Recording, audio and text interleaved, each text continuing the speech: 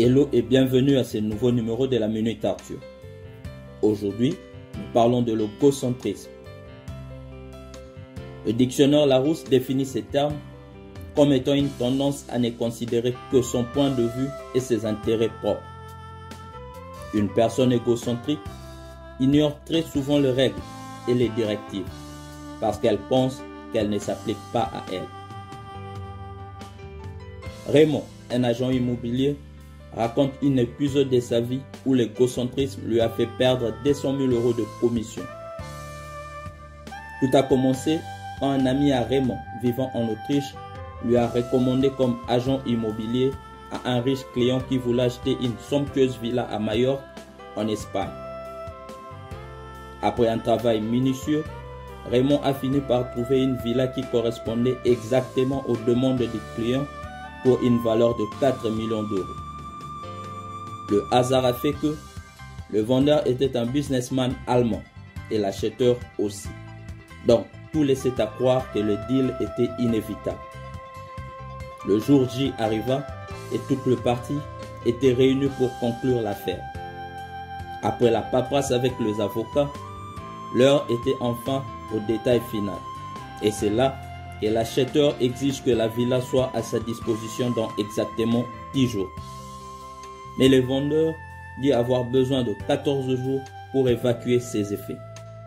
Personne ne voulait bouger de sa position, malgré l'intervention de Raymond qui a offert à l'acheteur de faire garder ses affaires et lui payer un séjour dans un hôtel 5 étoiles pendant les 4 jours de différence.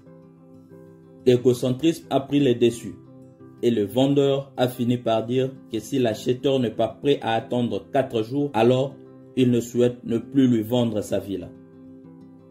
Le deal était off et Raymond est passé à côté de 200 000 € de commission. Mon ami, c'est une bonne chose de prendre soin de soi et d'être sa propre priorité de temps en temps. Mais c'est une autre chose d'être égocentrique et incapable de voir le point de vue des autres. L'égocentrisme te pousse à croire que le monde ne tourne qu'autour de toi et que dans chaque discussion ou action, tes intérêts doivent prévaloir dessus toute autre chose. J'ai une nouvelle pour toi. Tu n'es pas le nombril du monde. Les recherches scientifiques ont prouvé qu'un nombre très considérable de personnes égocentriques ne s'en rendent pas compte. Alors, je te donne un exemple que tu as sûrement déjà rencontré dans ta vie. Comme par exemple, tu lui partages les difficultés que tu rencontres au travail, l'égocentrique va en profiter pour parler sans fin de ses problèmes à lui au travail, sans prêter la moindre attention à tes préoccupations. Parce que, une fois de plus, pour lui, il est le centre du monde. Raymond, dans notre illustration, dit avoir appris 2 choses de cette catastrophe. La première, de ne jamais compter sur ce que tu n'as pas encore dans tes mains. Et la deuxième, l'égocentrisme et l'orgueil détruisent tout angle de compréhension possible.